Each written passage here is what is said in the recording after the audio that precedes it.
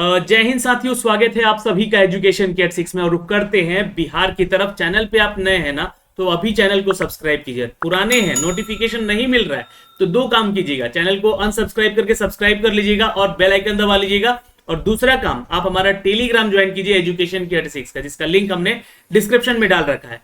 क्योंकि यहाँ पे जो भी अपडेट आप लोगों तक नहीं पहुंचती है, हम वहां पे शेयर कर देते हैं विथ पीडीएफ।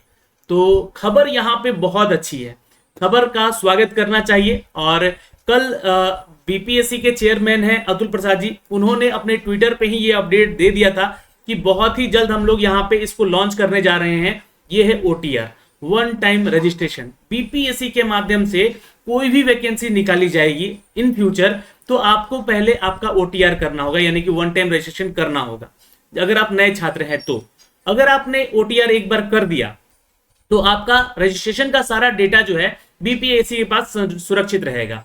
और आप जब भी कोई नया फॉर्म आता है तो सीधे आप उसके एप्लीकेशन फॉर्म को भरेंगे, यानी कि आप जो है वन टाइम रजिस्ट्रेशन किए रहेंगे तो आपको रजिस्ट्रेशन करने की जरूरत नहीं पड़ेगी। अब इनमें फॉर्म को जो है कैसे भरना है, उसके लिए एक डेमो लिंक दिया गया है, जिस लिंक के जरिए आपको जो है यहाँ पे फॉर्म को कैसे कैसे भरना है और कौन कौन से डॉक्यूमेंट्स यहाँ पे अभी अपलोड करने हैं, ये एक डेमो के फॉर्मेट में आपको बताया जाएगा इस वीडियो के माध्यम से। तो ध्यानपूर्वक इस वीडियो को देखिएगा, बहुत ही इंफॉर्मेटिव जानकारी आपको देने जा रहे हैं। और ध्यान से, अगर आपका कोई भी यहाँ पे डाउट रह जाता है तो आप कमेंट सेक्शन में अभी कमेंट करके जरूर पूछ लीजिएगा।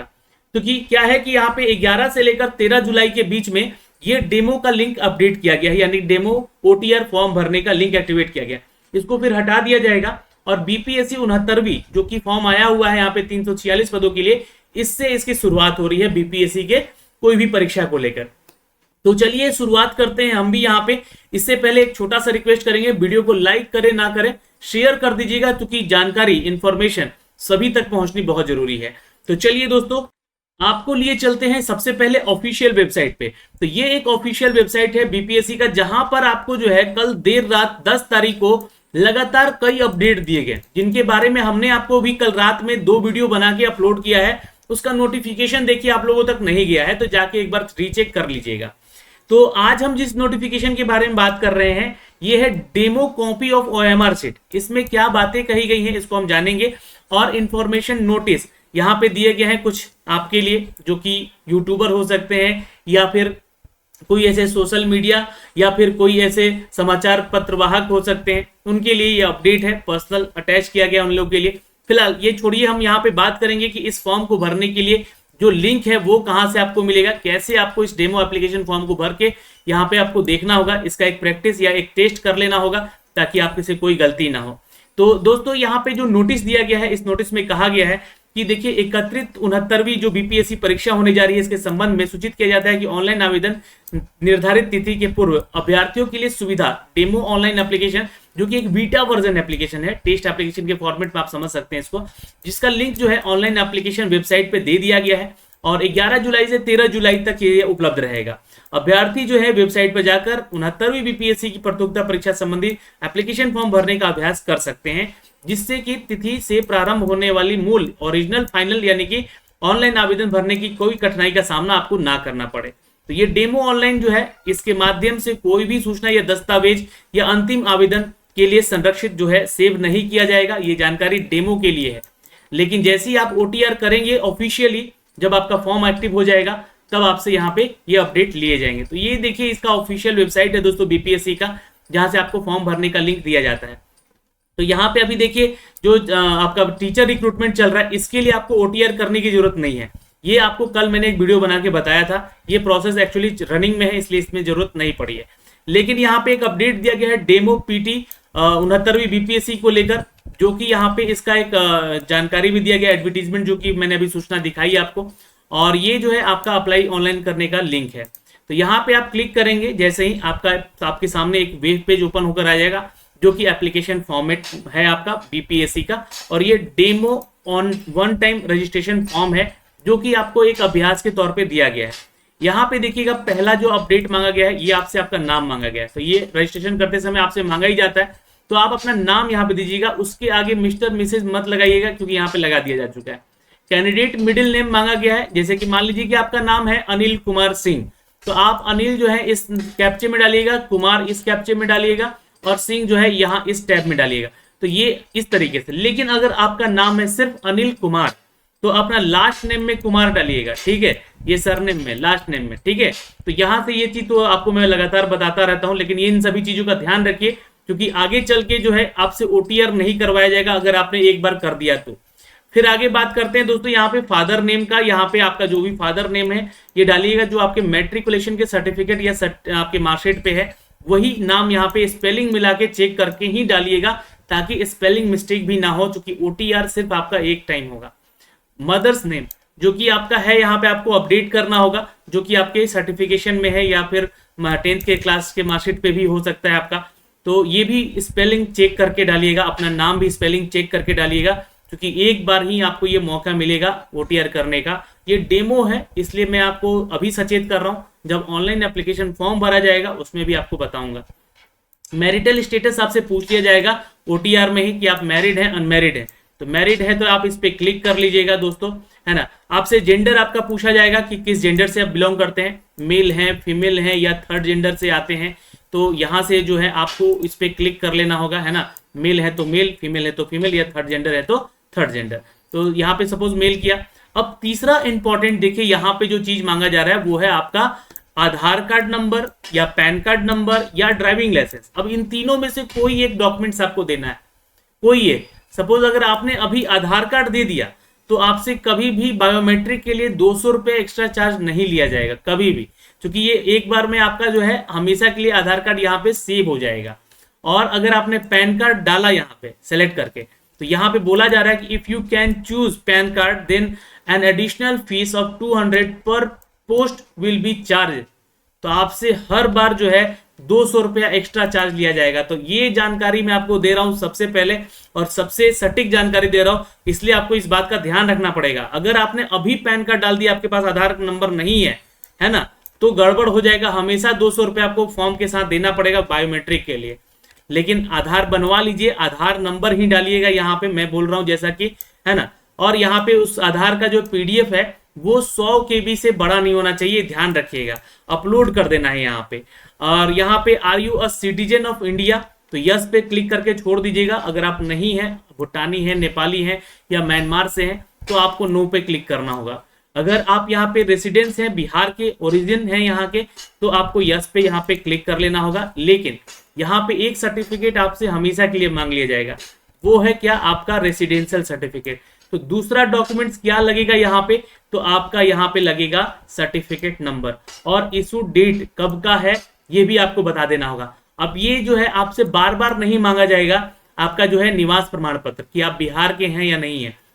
एक बार अच्छे से उस पर स्पेलिंग चेक कर लीजिएगा, जो भी आपका डॉक्यूमेंट्स बनेगा निवास प्रमाण पत्र, सारा डिटेल चेक कर लीजिएगा, और उसको यहाँ पे जो है आपको अपडेट कर देना है उस नंबर को। फिर उसके बाद जो है आपको अपना जो है यहाँ पे रेसिडेंस जो है अपडेट कर लेना, उसका अपलोड कर देना है जो आपका बनेगा, ठीक है, निवास प्रमाण पत्र। तो ये ध्यान रखना है आपको यहाँ पे। If you select your category, चूंकि देखिए कैटेगरी भी आपका एक ही बार पूछा जाएगा, क्योंकि ये तो बदलता नहीं है चीज, है ना। तो यहाँ पे आपको बताना है कि आप कौन सी कैटेगरी से हैं, ईडब्ल्यूएस हैं, ओबीसी हैं, बीसी हैं, ईबीसी हैं, है ना। तो यहाँ पे आपको बताना होगा, यहाँ पे क्लिक कर लीजिएगा और यहाँ पे क्लिक कर लीजिएगा। अब जैसे ही आप यहाँ पे मान लीजिए कि आपने बीसी सेलेक्ट किया कि आप बीसी कैटेगरी से हैं, तो आपसे आपका जो है कास्ट नेम पूछा जाएगा, है ना। तो यहाँ से क्लिक कर लीजिएगा। सपोज मान लीजिए कि आप जो है यहाँ पे जाट हैं, मुस्लिम हैं, या किन्नर हैं, या फिर कोस्टा में हैं, या फिर आप जो है मलिक हैं, या फिर आप परथा हैं, या जिस भी आपका जो कास्ट है वो है आपका मान लीजिए यादव, मान लीजिए। तो यहाँ पे यादव आपने डाल दिया। अब यादव में ग्वाला, अहिर, गोरा, घासी सभी आती हैं यहाँ पे, ये सब कोड़ियाँ हैं यहाँ पे, है ना। पर यादव जो है एक जाति है यहाँ पे, जो कास्ट नेम यहाँ पे बोला गया। तो सपोज मान लीजिए आपने सेलेक्ट कर लिया। अब यहाँ पे आपसे मांगेगा कि जो देखिए जो आपका जाति प्रमाण पत्र होगा वो किससे मांगेगा, वो SC ST वाले छात्र से मांगेगा। लेकिन जो ईबीसी या बीसी कैटेगरी के छात्र हैं उनसे यहाँ पे NCL सर्टिफिकेट मांगेगा। तो आप अपना NCL सर्टिफिकेट नंबर डालिएगा और इशू डेट कब का है वो बताइएगा। और देखिए इसमें ना कोई भी नया डालने का जरूरत नहीं है कि नया यहाँ पे मांगा जाएगा, ये आप पुराना भी डाल सकते हैं।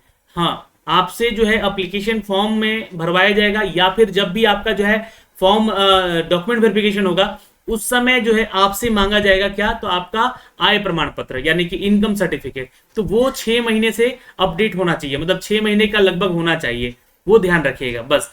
बाकी पुराने सारे डॉक्यूमेंट्स यहाँ पे अपलोड कर सकते हैं आप अपना, है ना। तो कौन कौन सा डॉक्यूमेंट मैंने बताया, आधार कार्ड, निवास और यहाँ पे आपका जाति, जाति में अगर आप हैं ओबीसी ईबीसी से तो आपको एनसीएल देना है।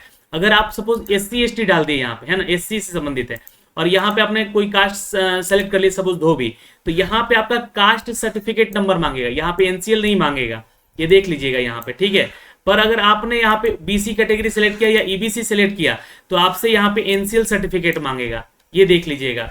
तो एनसीएल सर्टिफिकेट का ही डिटेल डालना है यहाँ पे, अगर आप ओबीसी कैटेगरी से इसको आप आवेदन कर रहे हैं तो सपोज यहाँ पे आपने कोई भी कास्ट सेलेक्ट किया तो यहाँ पे आपको जो है सर्टिफिकेट नंबर, इशू डेट यहाँ पे डाल देना है सिलेक्ट करके, और उसका एक पीडीएफ फॉर्मेट में करके यहाँ पे बना के डाल देना है।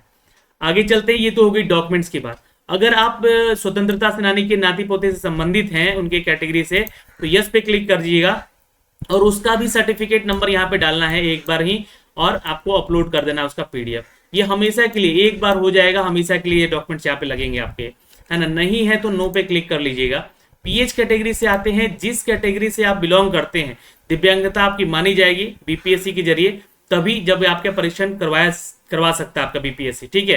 तो ये यहाँ पे झूठा कोई सर्टिफिकेट बनवा के मत लगाइएगा, यहाँ से आपकी जांच हो सकती है। सपोज मान लीजिए कि विजुअल डिसेबल है आप, तो इस पे क्लिक कर लीजिएगा, या ऑर्थोपेडिकल डिसेबल है तो उसके रिगार्डिंग जो है आपको यहाँ पे सर्टिफिकेट नंबर बताना होगा जो बनेगा आपका, और ये सारे के सारे जो है ना ब्लॉक लेवल से बनेंगे आपके सर्टिफिकेट, आरओ या सीओ के लेवल से बनता है, तो यहाँ पे आपको अपलोड कर देना है। नहीं है तो नो पे क्लिक करके आगे बढ़िएगा।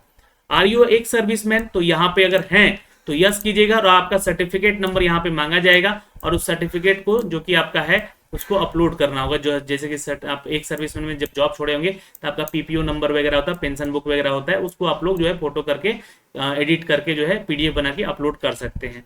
कब रिटायर हुए हैं ये आपको बताना है यहाँ पे। नहीं है तो नो पे क्लिक कर लीजिएगा। आर यू एनसीसी कैडेट, आप एनसीसी से संबंधित छात्र हैं, मतलब आपने स्कूलिंग में एनसीसी वगैरह किया है तो यस कीजिएगा, तो इसका सर्टिफिकेट और उसका पीडीएफ यहाँ पे अपलोड करवाएगा। सर्टिफिकेट नंबर डालना होगा, एक पीडीएफ नंबर डालना होगा, पीडीएफ को अपलोड करना होगा। नहीं किए हैं तो नो पे करके आगे बढ़ जाइएगा। अब यहाँ पे are you a Bihar government employee हैं, तो आप किस सेक्शन में आप एम्प्लॉई हैं, है ना, अभी जो है कहाँ पे एम्प्लॉई हैं। टीचर है तो टीचर बता दीजिएगा, पुलिस है तो पुलिस बता दीजिएगा, दरोगा है तो सब इंस्पेक्टर बता दीजिएगा, है ना। आपको डेजिग्नेशन अपना बताना है किस पद पे हैं आप, और ऑफिस का नाम। सपोज मान लीजिए कि पुलिस विभाग में है तो बिहार पुलिस लिख दीजिएगा, अगर आप जो है टीचर में है तो बिहार टीचर लिख दीजिएगा, है ना। ये आपके ऑफिस का नाम है, मतलब कहाँ पे आप पोस्टेड है वो भी आप बता सकते हैं यहाँ पे। सपोज मान लीजिए कि आप टीचर हैं और पोस्टेड है रोहतास में, तो आप अपने स्कूल का नाम यहाँ पे डाल के रोहतास डाल दीजिएगा। इंटर प्लेस, तो यहाँ पे जो है किस जगह पे आप अभी पोस्टेड हैं ये आपको बताना है। नंबर ऑफ अटेम्प्ट, देखिए यहाँ पे जो है ये चीज पूछा गया कि नंबर ऑफ अटेम्प्ट्स क्या है, तो यहाँ पे ध्यान रखिएगा आपने इस एग्जाम को एक बार दिया है, 2 बार दिया है, 3 बार दिया है, 4 बार या 5 बार दिया है। क्योंकि क्या है कि इसलिए मांगा जा रहा है कि अब जितने भी सरकारी नौकरी में लोग हैं उनको यहाँ पे 5 अटेम्प्ट देने की बात कही गई थी बीपीएससी ने। तो जो भी लोग यहाँ पे गवर्नमेंट एम्प्लॉय हैं उनको 5 अटेम्प्ट मिलेगा किसी भी बीपीएससी की परीक्षा को देने को लेकर। तो यहीं पे आपसे ये डिटेल मांग लिया जाएगा। तो नंबर ऑफ अटेम्प्ट आपने बीपीएससी का कितना दिया है अब, है ना, पिछले का मत दीजिएगा, पिछला का नहीं। तो आपको यहाँ पे जो है इस पे जो है सिर्फ 1 पे क्लिक कर लेना है, मतलब कि आप जो एग्जाम देने जा रहे हैं ये एक ही अटेम्प्ट है, पहला अटेम्प्ट है आपका। अगर आपने 2 दबा दिया इसका मतलब कि आप यहाँ पे जो है 2 साल और नहीं दे पाएंगे, मतलब 3 साल और नहीं, 3 ही साल दे पाएंगे। 3 पे क्लिक कर दिया तो 2 साल ही दे पाएंगे आगे। तो ये ध्यान रखिएगा, अभी आप लोग सिर्फ 1 पे क्लिक करके ओटीआर कीजिएगा। और ये डिटेल इसीलिए मांगा जा रहा है ताकि सभी चीजें जो है जो नियम कानून लागू किया गया है उसको फॉलो किया जाए। तो अगर आप एम्प्लॉय नहीं है तो नो पे कर लीजिएगा, ये सब डेटा आपसे नहीं मांगेगा। डेट ऑफ बर्थ आपका पूछेगा दोस्तों यहाँ पे, और आपका एड्रेस पूछेगा, और करस्पॉन्डेंस एड्रेस और परमानेंट एड्रेस। भले ही आप करस्पॉन्डेंस एड्रेस कहीं का डालें लेकिन परमानेंट एड्रेस उसी जगह का डालें जहां पे आपको ये कनेक्ट कर सके, कम्युनिकेट कर सके, और कभी भी आपकी ज्वाइनिंग हो तो वहां पे जांच वगैरह किया जा सके कि आप यहाँ के रहने के निवासी हैं। यहाँ पे दोस्तों जो भी आपका ईमेल आईडी है उसको डाल लीजिएगा, इसको कंफर्म कर लीजिएगा, डाल के इसको वेरीफाई कर लीजिएगा। एक मोबाइल नंबर डाल के उसको ओटीपी यहाँ पे डाल के जो है इसको भी वेरीफाई कर लीजिएगा और इस कैप्चे को यहाँ डाल के भी वेरीफाई कर लीजिएगा और फाइनली सबमिट पे क्लिक कर लीजिएगा। जैसे ही सबमिट पे क्लिक करेंगे आपका OTR कंप्लीट हो जाएगा दोस्तों। इसके बाद आपको कुछ नहीं करना है हमेशा के लिए, है ना। तो डॉक्यूमेंट्स कौन कौन से लगे, एक आधार कार्ड, एक आपका अगर जाति में है तो रेसिडेंशियल है तो निवास प्रमाण पत्र, जाति में है तो आपका जाति प्रमाण पत्र, ओबीसी ईबीसी में है तो एनसीएल वाला डालिएगा उसकी जगह पे, और अगर आप सर्विस में है तो एक सर्विसमैन का प्रमाण पत्र देना होगा। अगर आप गवर्नमेंट एम्प्लॉय हैं तो उसमें बताना होगा कि पहला अटेम्प्ट है, दूसरा अटेम्प्ट है ना, कहाँ पे पोस्टेड है, ये सारी डिटेल आपको यहाँ से बतानी है और फाइनली आपका जो है फॉर्म सबमिट हो जाएगा। और दोस्तों एक बात और ध्यान रखिएगा कि कल एक और अपडेट दिया गया था जहां पे आपको OMR सीट भरने का अपडेट दिया गया था। तो एक इस वीडियो के माध्यम से मैंने आपको बताया भी था, ये वीडियो जो है आप चैनल जाके देख सकते हैं कि इसका OMR जो सीट है टीचर रिक्रूटमेंट का वो कैसे भरना है, उसी सिलसिले में यहाँ पे एक अपडेट दिया गया है। तो इसको भी जाके जरूर देख लीजिएगा। यहाँ पे OMR जो है डेमो OMR दिया गया हुआ है, तो इसको जाके एक बार रीचेक कर लीजिएगा, है ना। तो ये सारी जानकारी दी गई है दोस्तों यहाँ से आप सभी छात्रों के लिए, जो कि अपडेट हमने किया है इस वीडियो के माध्यम से। कोई भी अगर आपका डाउट है इस फॉर्म को भरने को लेकर तो कमेंट सेक्शन में कमेंट करके जरूर बताइएगा। आशा करते हैं कि हम आपकी बातों को यहाँ पे समझ कर जो है ये फॉर्म वीडियो बनाए हैं, तो आपको भी कोई परेशानी नहीं हो रही होगी। तो अगर परेशानी हो रही है तो कमेंट सेक्शन में कमेंट करके हमें जरूर बताएं। जय हिंद।